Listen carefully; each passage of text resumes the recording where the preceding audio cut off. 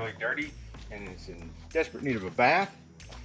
So I'm going to pull her out. Before I pull her out, we're going to change the wheels from these slot mags that were factory for $73. They were actually optional at additional cost for $73. The optional high-end wheels for $72, which this vehicle is, are stored here under my workbench with the original Firestone tires. You'll see those in just a minute. To tackle this job, we have the awesome Milwaukee Fuel. We have the 5 amp hour battery with 3 light bars left. Should be plenty because this thing will do a lot of work on a full battery. We have the Aries, which I've showed these before in a review. The flip sockets. Now these I'll only use, these actually have the narrow or thin wall. So we'll check and see if they'll work with both of these wheels. Because they are thin wall, and that's what we need for the slot mags, and that's what I prefer with the other wheels because I don't want to have scratches on the wheels.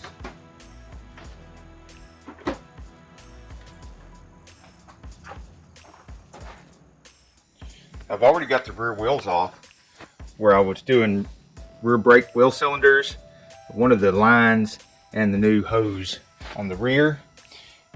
Yes, it strums on the back, but it's disc on the front. As you can see here, the disc was only $64 extra for the power front disc brakes. Turns out even these Aries thin wall are not thin enough to sneak down in here in that slot mag, get hold to that 13/16 lug nut. So I've got my thin walled chrome 13/16 lug nut. It does slip down in there, and I've got tape around it to keep it from marring the wheel. And I just used that to get them out.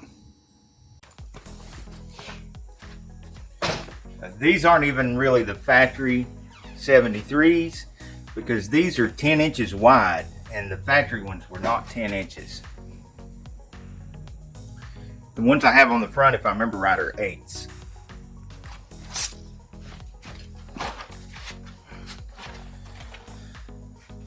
A tiny smidge of anti-seize helps protect your threads on your studs from the frequent use of swapping wheels and tires for show car use and play. Now for the big reveal. You get to see the Firestone wide oval 60s. This is what the car came with. Brand new 1972.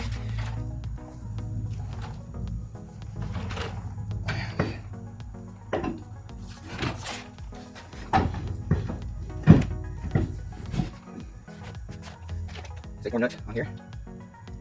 Sort of good by hand.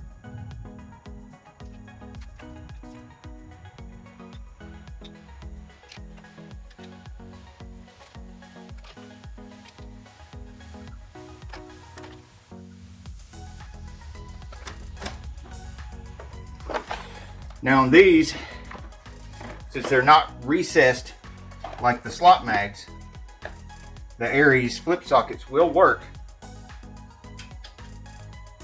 There's a 13/16, and with this little extension, which is necessary because it is a flip socket, it gets you well away from the little pony. You're not going to scratch anything up. Now I like to hold the socket about halfway down on the acorn because I don't want the tip of the socket to be scratching up the painted surface on the wheel.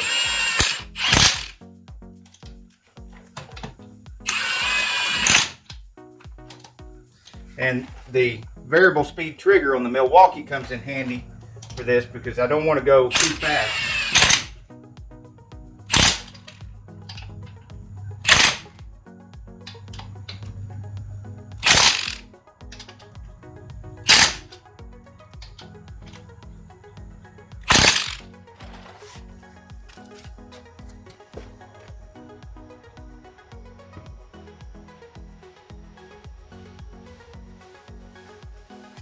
I don't know why this car looks so orange on film, but it's red. It's very red.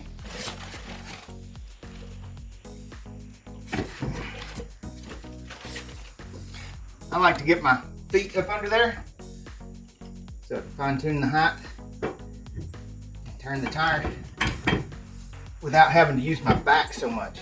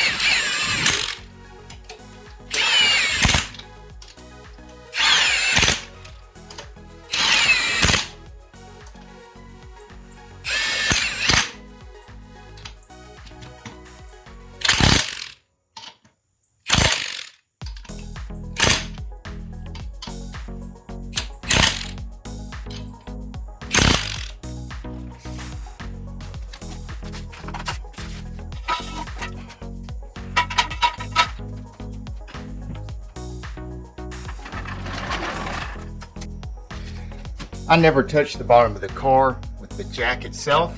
Always place a piece of wood between the jack and the bottom of the car, and I'm very careful about where I place the jack.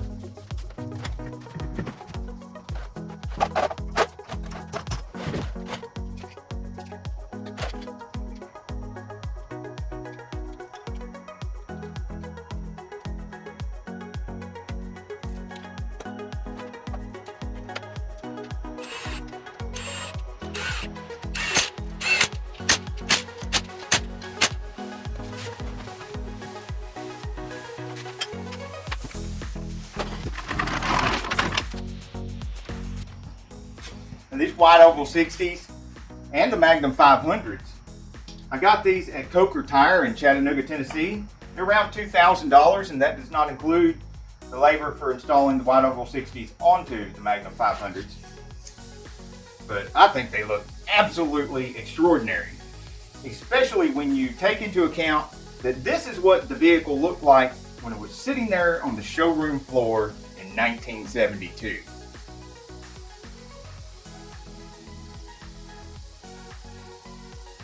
So well worth the cost as far as I'm concerned. I think the Milwaukee Fuel did very well. We've still got 3 bars out of 4. That's what we started with, so it doesn't seem to even phase it doing a set of wheels. And you can do several jobs with this with just a 5 amp hour battery, and they make bigger batteries for this, but of course the bigger batteries are even heavier, and I would rather not have the extra weight of the bigger batteries when this goes through several jobs before I have to charge it. The other thing I like about these Milwaukees over my Ryobi stuff is the ease of removal of the battery. Even with arthritis in your hands after decades of working on cars, it's so easy just to pinch this right here because they're right there at the front, and you don't have to wrap your hand all the way around the battery like the Ryobi and then use just the strength of your fingertips. You can get the strength of your whole hand in there and push those in, and they're pretty darn easy. Then there's some rubber down here to protect the battery, and it's just a very good tool. My favorite already. It's so nice to not have to drag that air hose around anymore. So Milwaukee Fuel in the description. The Aries flip sockets, thin walled, will not go down in everything. They're pretty thin walled. They still won't go down in everything. These are much better than the other set that I had, which were not thin walled, and they have more sizes than the other set that I used for years. Of course, nowadays you've got to have more sizes with all these different vehicles. Thank you so much for staying to the end of the video. We've got lots of tool reviews, repair videos, show cars, car shows, and at the end of this video, a little bonus for you for staying so long, some more eye candy of the Mach-1.